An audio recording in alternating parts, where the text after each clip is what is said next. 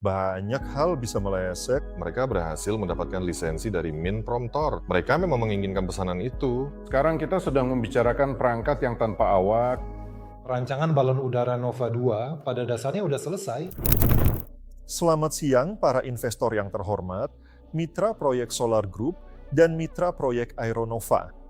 Video hari ini didedikasikan untuk penutupan tahap ketiga dan pengumuman tahap keempat dalam pengembangan proyek Aeronova. Kami akan membuat sedikit rangkuman, mewawancarai karyawan kunci, menceritakan apa yang sedang terjadi di perusahaan saat ini, seperti apa perusahaan ini, kapan kami akan beralih ke tahap berikutnya, dan apa yang akan kami lakukan di tahap selanjutnya. Seperti yang Anda ketahui, pengembangan proyek ini dibagi menjadi 20 tahap. Saat ini kami berada di tahap ketiga pengembangan. Tahap ini dimulai pada 27 Desember 2025. Pada saat itu, kami baru saja mengadakan pameran di Dubai dan mengumumkan pergantian tahap saat berada di sana. Sejak saat itu, banyak hal telah berubah di perusahaan. Sekarang, perusahaan beroperasi di 4 lokasi utama. Tempat ini secara khusus adalah kantor pusat utama kami di Moskow. Saya rasa teman-teman akan membuat tur yang bagus tentang tempat ini, menunjukkan bagaimana kami beradaptasi di sini, karena kami baru saja pindah ke sini. Ini adalah titik utama kami. Di sini terdapat administrasi, para insinyur desain, sebagian dari produksi, ditambah laboratorium, dan para pengembang. Tempat kedua adalah lokasi baru yang muncul pada tahap ketiga kami, yaitu bengkel untuk produksi cangkang kami. Jika sebelumnya pembuatan cangkang kami pesan ke pihak ketiga untuk Aerolet dan Nova 01, sekarang hal utama yang kami lakukan di tahap ini adalah membangun bengkel sendiri di Zaoskilsk. Akan ada cuplikan tentang hal ini dan kami juga akan menjelaskan lebih detail tentang apa yang kami lakukan di sana, untuk apa dan seperti apa semuanya. Tempat ketiga adalah bengkel pengolahan logam. Disinilah elemen-elemen yang tidak berhubungan dengan cangkang, tetapi juga digunakan untuk produksi balon udara dibuat. Dan tempat keempat adalah Bandara Voskresensk, di mana peralatan kami berada. Di sana dilakukan pengisian, uji terbang, pelatihan sistem kendali, dan setelah libur Mei, kami akan kembali mengadakan penerbangan demonstrasi di sana. Seperti yang Anda ingat, tahun lalu sebelum musim dingin, para investor dalam kelompok yang terorganisir serta mereka yang berminat bisa datang dan melihat secara langsung bagaimana balon udara terbang di Rusia. Jadi, inilah 4 objek: kantor, pabrik pembuatan cangkang, pabrik pengolahan logam, dan bandara. Itulah yang saat ini menjadi Aeronova. Rencananya kami beralih dari tahap ketiga ke keempat pada akhir Juni. Ini terjadi jika beberapa indikator tercapai. Indikatornya yaitu jumlah dana terkumpul, pekerjaan yang dilakukan sesuai target, dan tenggat waktunya. Kami targetkan selesai dalam 4-5 bulan. Hasilnya bisa berbeda-beda.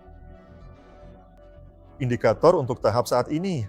Pada tahap ketiga, kami menetapkan target sebesar $5 juta yang harus dikumpulkan. Saat ini sudah terkumpul $3 juta. Kami berencana untuk beralih tahap pada akhir Juni. Jadi, dalam jangka waktu ini, kami menetapkan target internal dan mengajak Anda semua, para investor yang terhormat, untuk ikut berpartisipasi karena ini sangat krusial saat ini.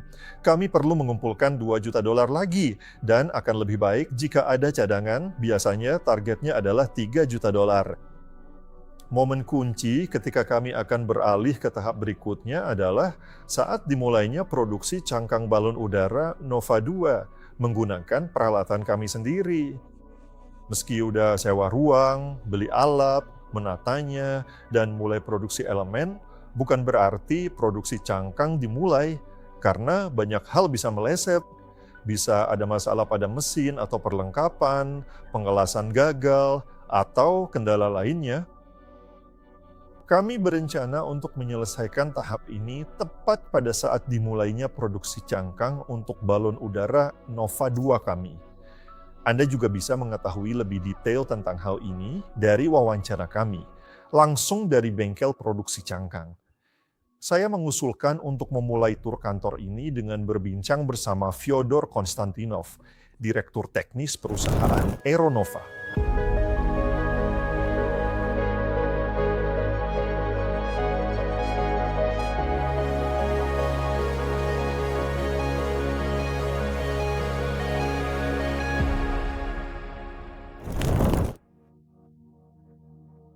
Fedia, ayo rangkum tahap ketiga, posisi kita saat ini, dan bahas tahap keempat, kapan kita memulainya. Apa poin utama di tahap ketiga? Saat ini, kita sekarang berada di kantor. Dan kantor ini, khususnya di area yang satu ini, adalah sebuah biro desain. Dan peristiwa penting yang terjadi di sini, selain kita sudah mulai terbiasa di sini, adalah kantor baru. Kita pindah ke sini dari kantor lama karena harus meninggalkan tempat itu. Kami mengatur semua proses, baik secara fisik, administratif, maupun sesuai regulasi, sehingga kami berhasil mendapatkan lisensi dari Kementerian Perindustrian dan Perdagangan sebagai pengembang teknologi balon udara. Semua itu terjadi di sini, di ruangan ini. Perhitungan, dokumentasi desain, model 3 dimensi, semua yang dibutuhkan untuk produksi dan sertifikasi selanjutnya, semuanya dikerjakan di sini. Ceritakan sedikit lebih detail. Ayo kita tunjukkan juga, mungkin. Ya, sudah pernah lihat, di internet juga ada.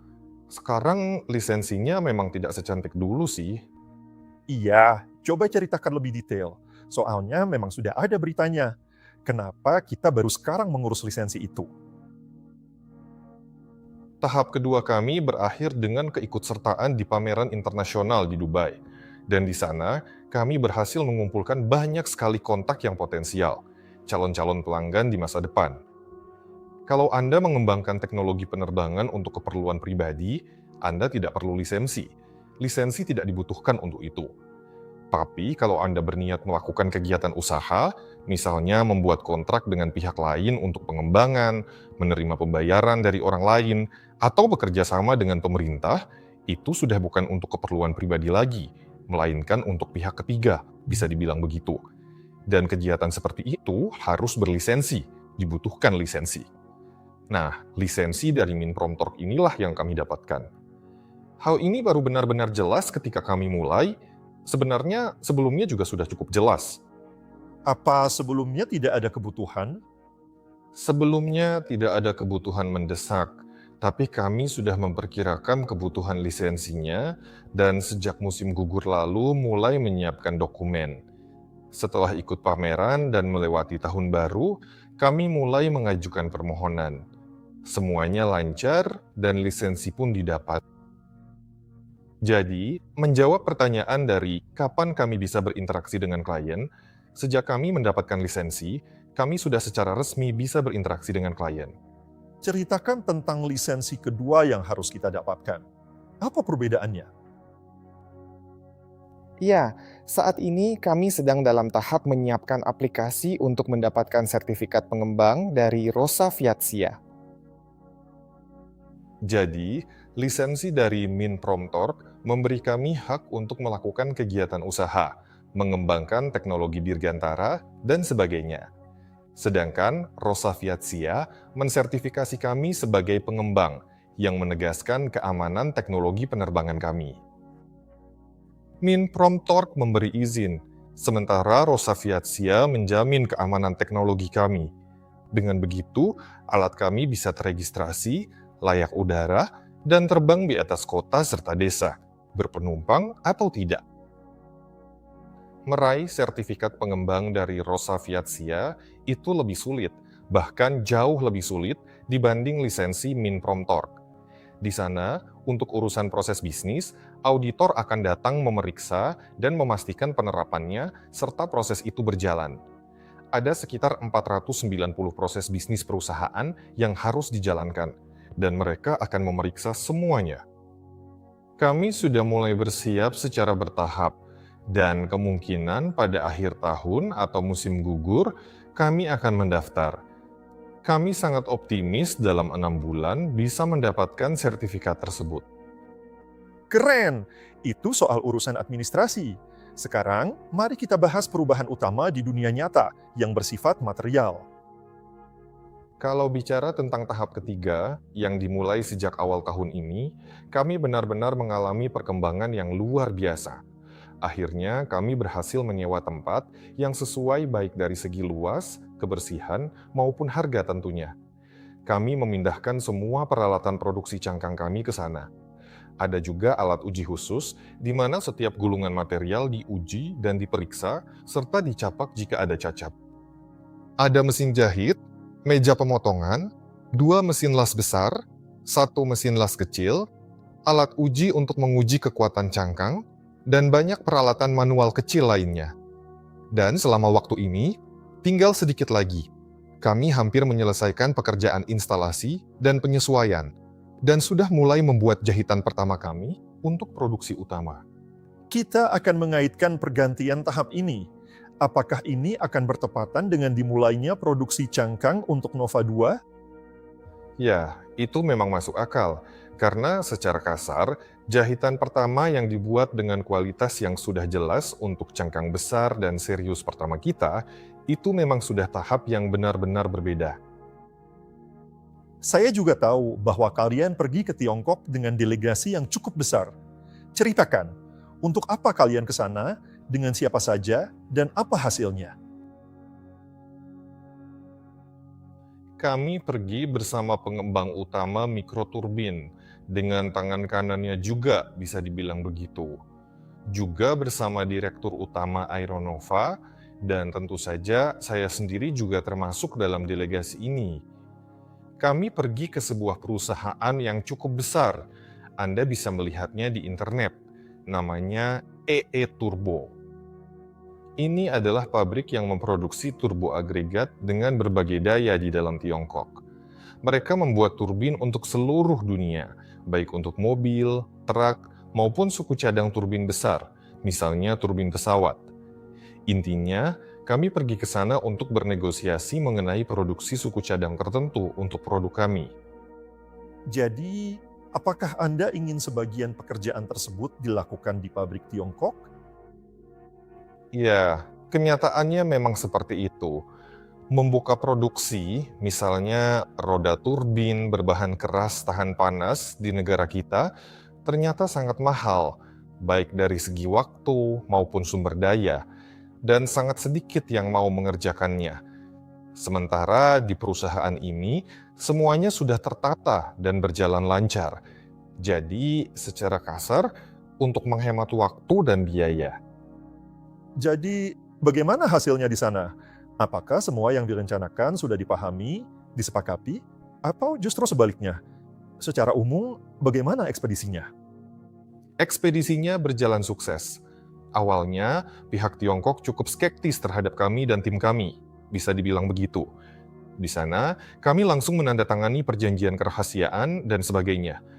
Setelah itu, kami mulai membahas detail-detailnya secara lebih mendalam. Dan ketika mereka mulai mendalami, bisa dibilang kompetensi kami, pemilik pabrik mengumpulkan delegasi besar para insinyur. Mereka semua, tentu saja, sangat terkesan dengan pemikiran mendalam dari kepala insinyur kami. Mereka bahkan bilang siap memesan pengembangan dari kami. Kami sendiri belum menerima lisensi untuk pengembangan mikroturbin, dan tidak berencana melakukan kegiatan usaha dengan mereka. Namun dalam hal produksi, kami sudah menelusuri semua bengkel produksi mereka, mulai dari bengkel persiapan, pengecoran, penghalusan presisi, hingga bubut, fries, apapun yang dibutuhkan, pengelasan gesek, semuanya ada. Semua yang kami perlukan tersedia, termasuk kontrol kualitas akhir, semua peralatannya juga lengkap. Mereka juga punya mesin ronsen, sehingga produk bisa dipindai tembus pandang untuk melihat pori-pori, struktur, retakan, dan sebagainya.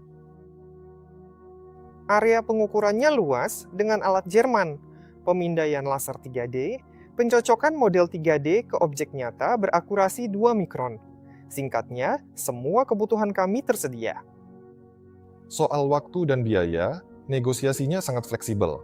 Perbedaannya benar-benar jauh, seperti langit dan bumi. Intinya, kami sepakat bahwa dalam setengah tahun ke depan, mereka akan mengirimkan suku cadang yang sudah jadi dan kami butuhkan. Secara teori, kami mempertimbangkan mereka untuk kerjasama produksi massal. Artinya, jika sampel pertama yang dikirimkan sekarang sudah diuji dan semuanya berjalan lancar, mereka bisa menjadi mitra dalam produksi massal.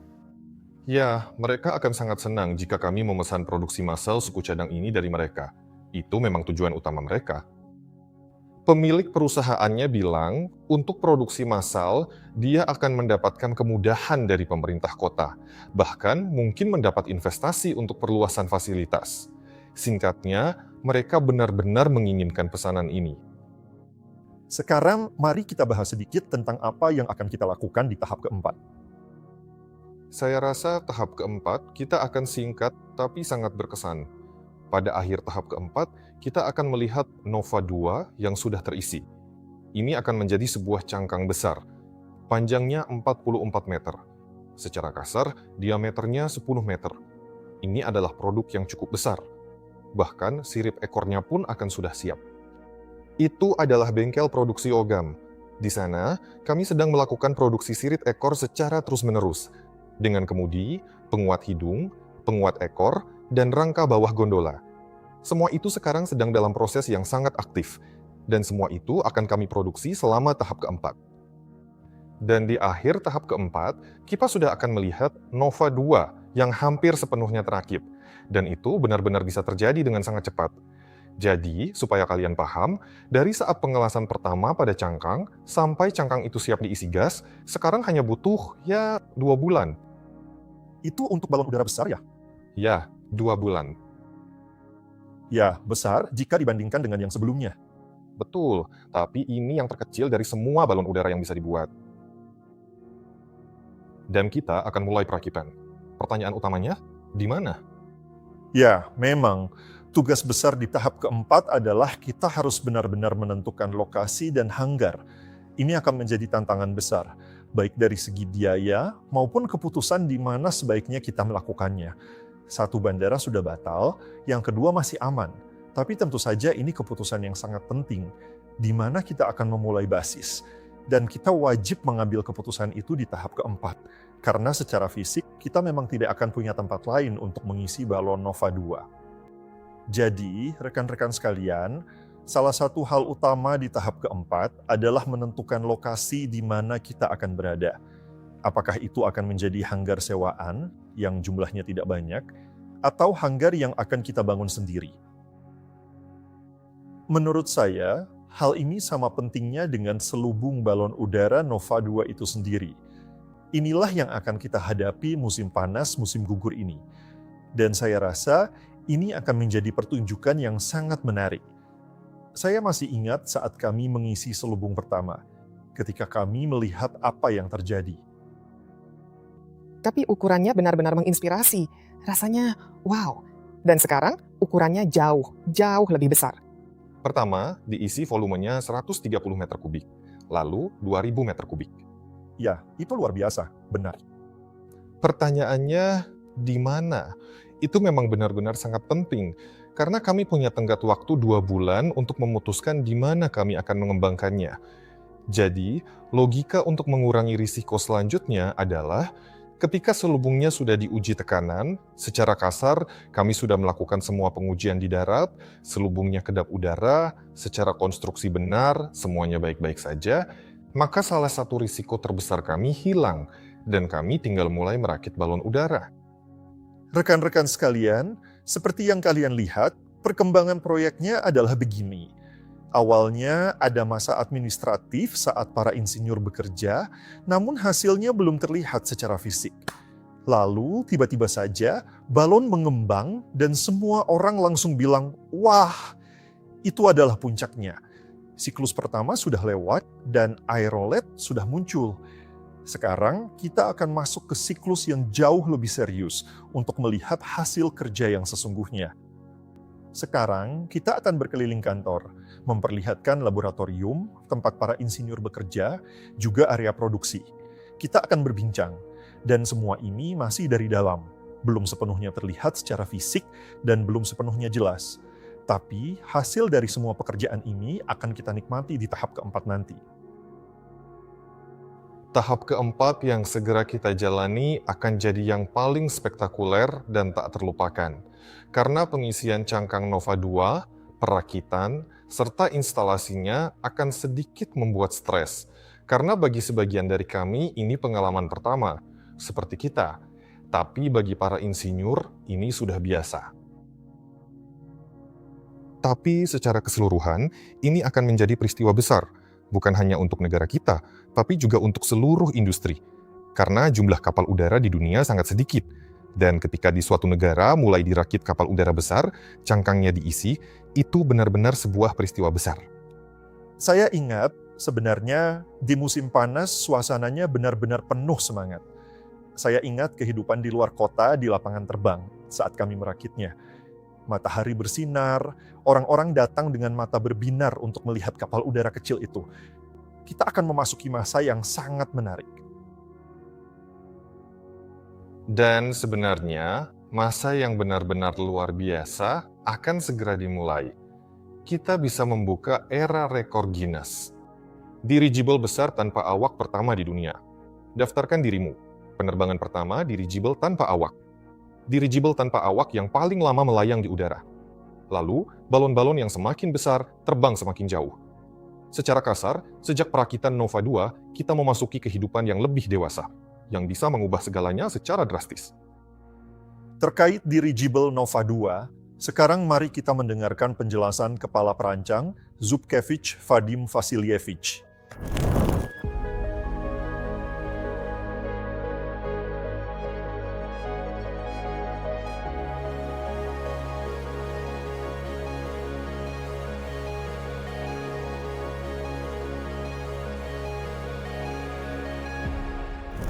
Rekan-rekan, sekarang saatnya bagi dua orang utama kita, pilar pembangunan dirigible di Rusia.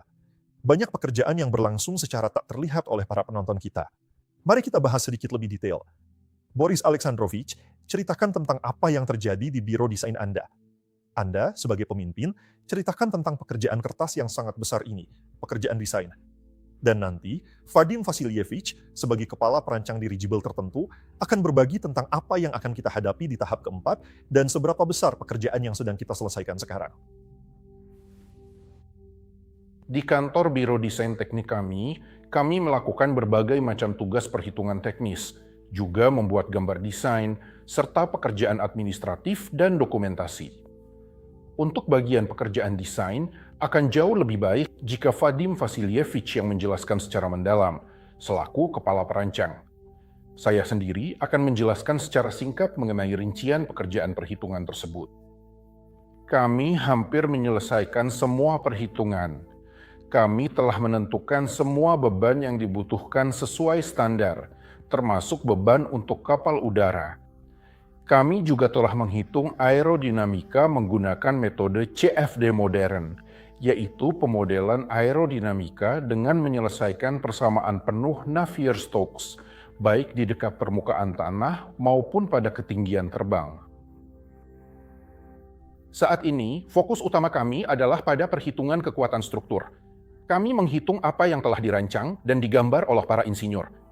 Kami sudah memiliki data beban, dan para ahli kekuatan struktur harus menghitung serta menentukan apakah struktur tersebut layak, mampu menahan beban, tidak mampu, atau mampu tetapi terlalu berat sehingga masih bisa diringankan.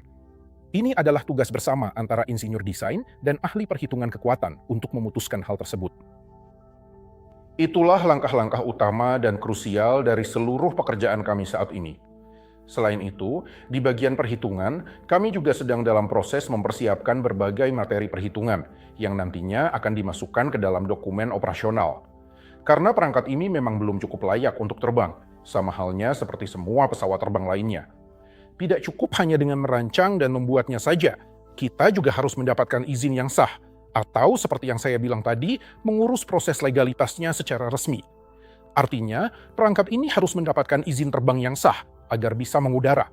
Ini adalah aktivitas yang wajib mendapatkan lisensi resmi di wilayah Federasi Rusia.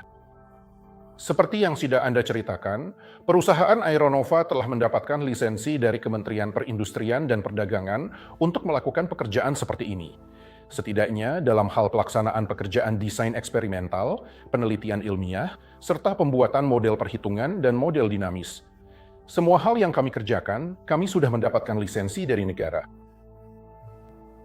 Dan yang kedua, untuk mendapatkan lisensi resmi ini, kami juga telah berhasil memperoleh sertifikat sesuai dengan standar ISO 9001, yaitu Sertifikat Manajemen Kualitas. Ini dia, bentuk fisiknya terlihat bagus sekali. Dan ini sebenarnya adalah tahap-tahap awal yang sangat penting untuk kemudian berlanjut ke proses mendapatkan sertifikat pengembang dari pihak Rosa Viatsia. Sertifikat ini memang bisa bermacam-macam jenisnya, tapi untuk saat ini kami belum membahas tentang perangkat yang diawaki secara langsung, karena itu akan menjadi langkah besar kami berikutnya. Sekarang kita sedang membahas perangkat yang tanpa awak. Memang dikendalikan, tapi tetap saja harus disertifikasi. Hanya saja untuk yang beratnya sampai 30 kg, tidak perlu izin, cukup dengan rencana pemberitahuan saja. Tapi untuk yang ini harus disertifikasi. Nah, pekerjaan persiapan inilah yang sedang kami lakukan. Kemungkinan besar, kami akan memilih jalur untuk mendapatkan sertifikat unit tunggal pesawat udara. Itu lebih sederhana. Di situ cukup memproduksi beberapa perangkat saja. Kalau nanti kami putuskan semuanya berjalan baik dan produksinya sudah berseri, kami bisa lanjut untuk mendapatkan sertifikatnya. Jadi, pekerjaan ini memang membutuhkan tahapan yang cukup panjang. Pertama-tama, baik di Rosa Viatsia maupun dalam hal dokumentasi pembuktian dan hal-hal lainnya. Inilah yang sedang kami kerjakan sekarang. Tapi selain itu, kami juga mengerjakan hal lain. Bahkan lisensi dari Minprom-Torch ini kami dapatkan berdasarkan pengembangan balon udara Nova 01. Kami menunjukkan bahwa kami memang membuatnya, bahwa kami mendampinginya dengan dokumen-dokumen yang diperlukan. Secara khusus, saya bisa tunjukkan dokumen seperti ini. Ini adalah paspor atau dalam dunia penerbangan disebut formulir balon udara Nova 01. Dokumen ini memiliki ukuran yang tergolong cukup besar. Di dalamnya terdapat beraneka ragam informasi penting yang perlu diinput dan diperbaharui secara berkala. Tapi saat ini isinya belum terlalu banyak terisi, karena memang masih berada dalam tahap proses pengisian data yang berkelanjutan. Dibutuhkan juga dokumen lain yang bisa kita sebut sebagai basis sertifikasi, atau dengan istilah lain yang lebih resmi, standar kelayakan terbang untuk balon udara nirawak seperti ini. Kami juga mulai mengerjakan hal ini karena di sana perlu menggabungkan standar kelayakan terbang untuk pesawat berawak dan juga menambahkan beberapa hal khusus untuk pesawat nirawak. Ini adalah dokumen yang sangat penting yang kami harapkan nantinya bisa menjadi dasar untuk penetapan standar federal bagi semua kelas pesawat seperti ini. Perhitungan kekuatan, segala jenis perhitungan teknis lainnya, aerodinamika, dinamika, aerostatika, hingga perhitungan distribusi massa secara mendetail. Dan tentu saja, perhitungan kekuatan yang sangat penting ini, sebagian dari seluruh perhitungan ini bisa dimasukkan ke dalam dokumentasi sketsa. Seluruh perhitungan mengenai kekuatan struktur biasanya sudah termasuk dalam dokumentasi konstruksi serta rancangan kerja, karena perhitungan tersebut memiliki fungsi utama sebagai bentuk konfirmasi teknis. Dan semua laporan ini, mereka termasuk dalam, sebenarnya tidak semuanya. Perhitungan kekuatan tidak termasuk di sana. Yang termasuk adalah perhitungan dinamika penerbangan, perhitungan aerostatika penerbangan, dan karakteristik massa, yang mana semuanya akan diintegrasikan secara menyeluruh ke dalam dokumen operasional, tepatnya ke dalam panduan penggunaan. Nah, mungkin panduan operasi penerbangan di tempat kami. Kami sendiri belum tahu pasti harus menamainya apa, karena tidak ada pilot di dalam pesawat. Kalau ada pilot di dalamnya, panduan operasi penerbangan wajib ada, dan panduan itu harus berada di dalam pesawat. Nah, di sini mungkin cukup dengan panduan untuk pilot jarak jauh, tapi itu untuk tindakan dalam operasi normal, juga tindakan dalam situasi khusus. Artinya, dia harus pertama-tama tahu tentang itu, tapi pada akhirnya juga bisa mengambil dan membaca apa yang harus dilakukan dalam situasi tertentu, kalau sempat. Bagaimana proyeksi kita terkait pekerjaan nanti, sertifikat pengembang, dan perluasan lisensi? Sudah paham volume dan tenggatnya? Apalagi yang perlu dilakukan? Butuh tambahan staf? Sulit bagi saya untuk mengatakan, tapi mereka tidak pernah berlebihan, apalagi kalau spesialis. Dan emang kita butuh yang seperti itu, khususnya insinyur desain. Masih ada juga beberapa posisi yang harus diisi, termasuk untuk sertifikasi.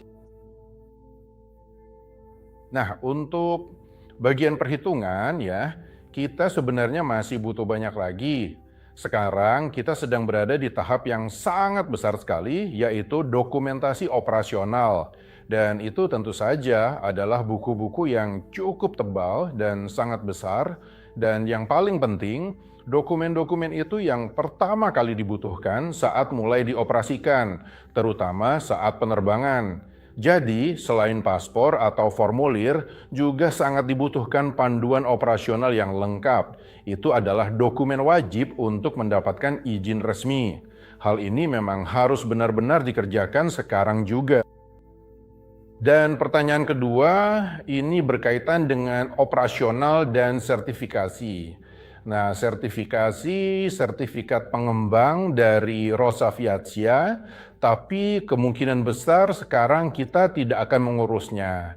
Karena sertifikat itu bisa diurus ketika kita mengajukan sertifikasi tipe.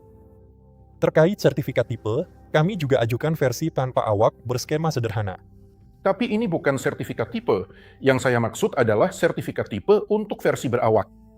Ketika kita beralih ke unit tunggal, ada kemungkinan yang sangat besar bahwa kita mungkin tidak akan, tapi kita memang sedang melangkah maju menuju ke arah tersebut.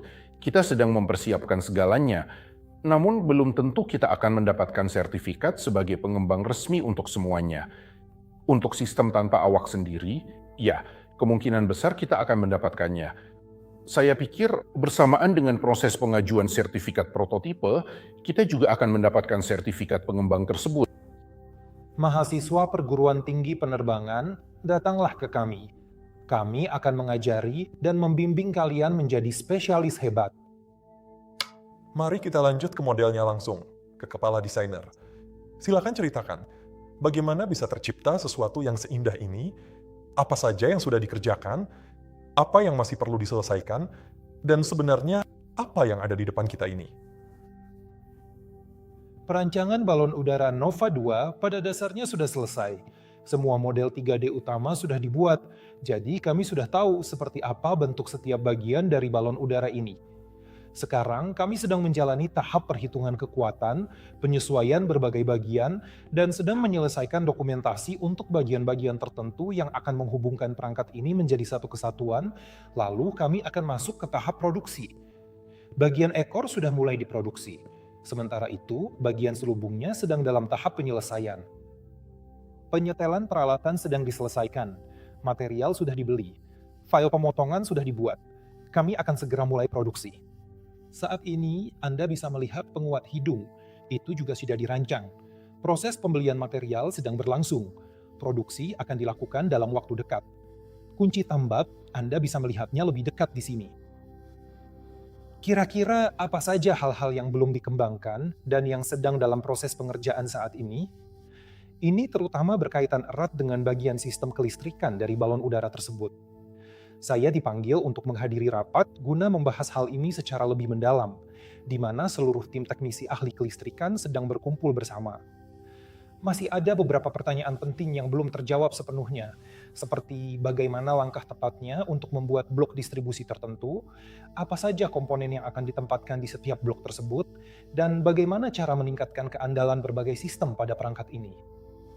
Di sini kita melihat versi yang bukan listrik, melainkan menggunakan mesin pembakaran dalam, DVS. Pekerjaan untuk versi ini juga hampir selesai.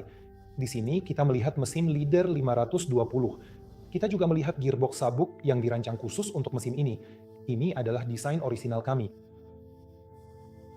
Poros-poros kami tidak terlihat di sini, tapi semua sudah dirancang dan kami kembangkan. Gearbox sudut dan baling-baling dalam cincin pun sudah dibuat. Jadi bagian ini siap diproduksi. Namun, sebelum versi mesin pembakaran selesai, versi yang sepenuhnya listrik akan dibuat lebih dulu. Bisa dilihat pada gambar kedua untuk tampilannya nanti.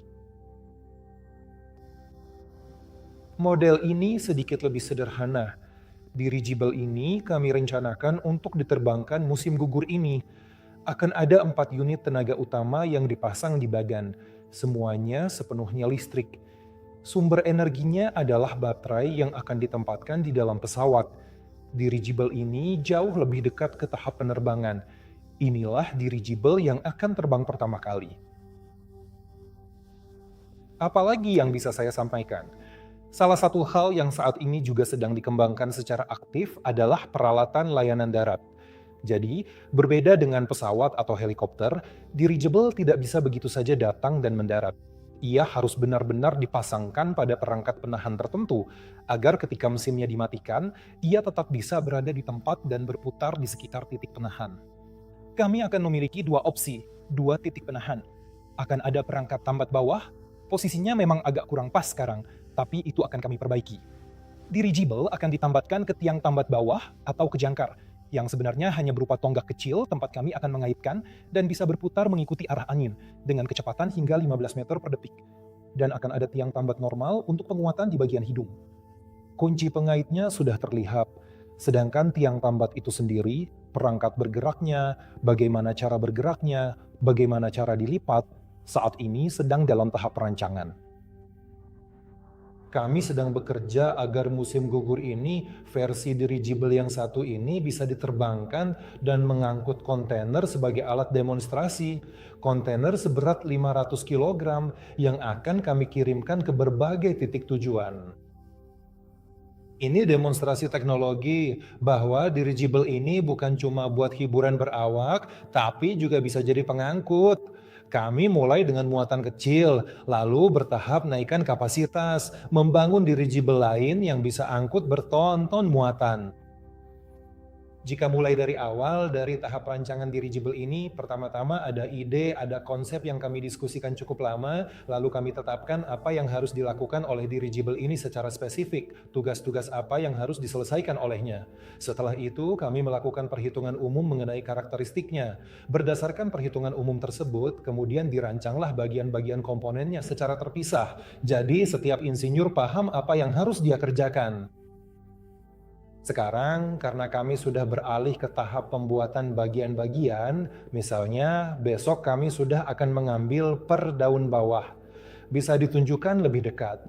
Ini adalah per daun plastik yang sekaligus berfungsi menahan beban saat pendaratan dan juga berperan sebagai peredam kejut.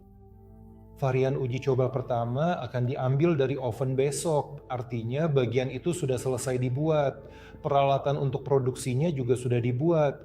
Besok kami akan mengambilnya dari produsen komponen fiberglass ini.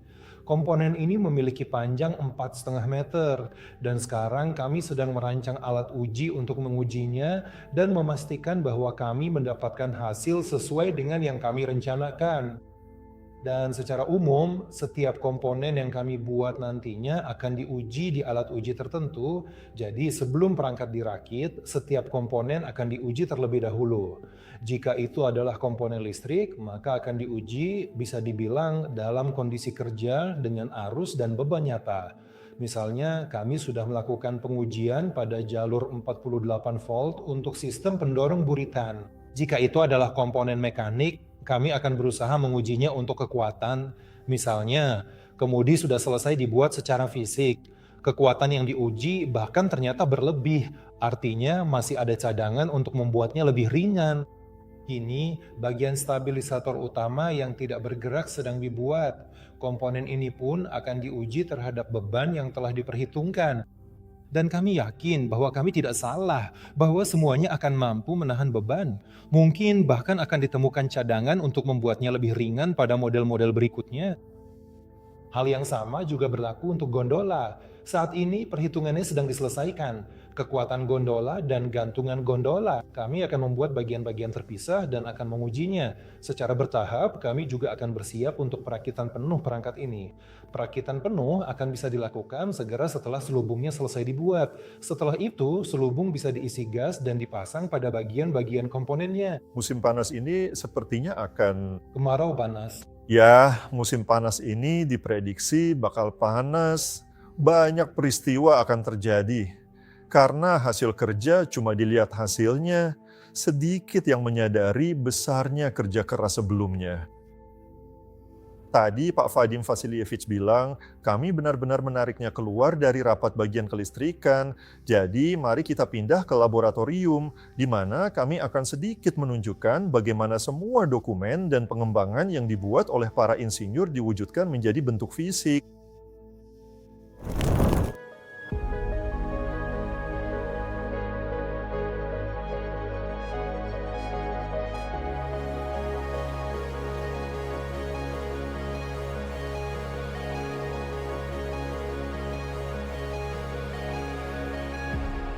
Kita di lab.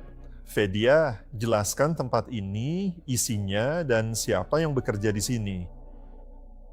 Begini, tempat ini sebenarnya laboratorium, begitulah namanya. Nama itu sebenarnya hanya bertahan karena kebiasaan, bisa dibilang terbentuk secara evolusioner. Sebenarnya ini adalah area untuk produksi papan sirkuit cetak, produksi seluruh sistem kabel dan harnas, serta untuk perakitan dan pengemasan semua sistem cerdas di dalam pesawat. Ini termasuk komputer onboard, microcontroller, modem, sistem penentuan posisi satelit, semua yang Dima Orlov bersama Vadim Vasilievich dan Departemen SES rancang dalam bentuk skema. Di sini, semuanya akan diwujudkan dalam bentuk perangkat keras. Sejak awal, seluruh sistem kendali dirigible memang kami rancang sendiri dari nol. Penerapan pertamanya ada pada Nova 01 untuk menguji sistem kendali sebelum dipasang di Nova 2 yang jauh lebih besar dan serius. Jadi di Nova 01 kami menguji arsitekturnya. Ada komputer onboard dan flight controller yang berkomunikasi melalui jalur optik ke microcontroller untuk mengendalikan perangkat eksekusi serta algoritma. Semua itu yang kami uji. Tapi semuanya itu bisa dibilang dibuat dari mikrosirkuit rumahan, dari komputer rumahan biasa, dan seterusnya. Di Aerolet sistemnya sama, tapi sudah dimodifikasi, dalam arti dirancang untuk jumlah mesin yang lebih banyak. Tapi secara keseluruhan, bentuknya tetap sama. Nah, untuk Nova 2 sekarang, Vadim Vasilievich sudah menyusun spesifikasi teknisnya. Sesuai dengan spesifikasi tersebut, ada persyaratan terkait perlindungan terhadap kelembapan, ketahanan terhadap getaran, juga terkait standar industri tertentu. Intinya, ini sudah merupakan perangkat yang jauh lebih serius yang nantinya bisa disertifikasi sebagai peralatan penerbangan, bukan lagi sebagai perangkat rumahan. Dan justru di sini sekarang kita melihat banyak hal menarik. Dulu, persiapan juga dilakukan untuk memilih bahkan konektor, adaptor, casing, dan papan sirkuit yang tepat. Salah satu syarat teknis utamanya sebagai contoh adalah kondisi suhu ekstrim hingga minus 30 atau bahkan minus 40 derajat Celcius, yang berarti sama sekali tidak boleh ada penggunaan kapasitor elektrolit di dalam seluruh papan sirkuit tersebut.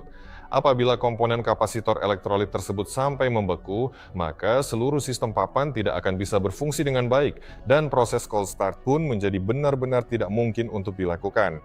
Baterai misalnya juga memiliki persyaratan yang sangat ketat. Sekarang omong-omong, udah ada baterai dengan elektrolit padat yang sangat bagus, dibuat dengan standar penerbangan, berkualitas tinggi. Dan disinilah letak magisnya, bisa dibilang mengubah sistem kendali yang awalnya berfungsi dalam format rumahan menjadi versi penerbangan dengan semua persyaratan yang ada. Di sini ada area produksi PCB mandiri yang sangat praktis. Misalnya, saat pengembang sistem, Dimitri mengubah arsitektur, tanpa perlu pesan dari luar, kami bisa langsung membuat papannya di sini pada hari yang sama, memprogramnya, dan segera mengujinya.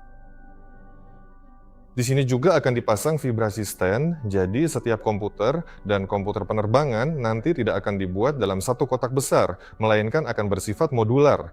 Jadi, misalnya jika ada modul yang rusak, kamu bisa menggantinya dengan yang lebih baik atau dengan modul serupa yang masih berfungsi jika tiba-tiba ada yang rusak. Setiap modul akan diuji di vibrasi stand, di ruang iklim khusus, dan sebagainya. Semua itu akan kami atur di sini, di ruang ini. Vedia, apakah benar di sini memproduksi peralatan penerbangan berkualitas dan asli khusus untuk kapal udara? Iya, benar sekali. Teman-teman, sekarang mari kita pindah ke bengkel produksi selubung, di mana kita akan melihat area baru kita, peralatannya, dan bagaimana bagian terbesar dari kapal udara dibuat.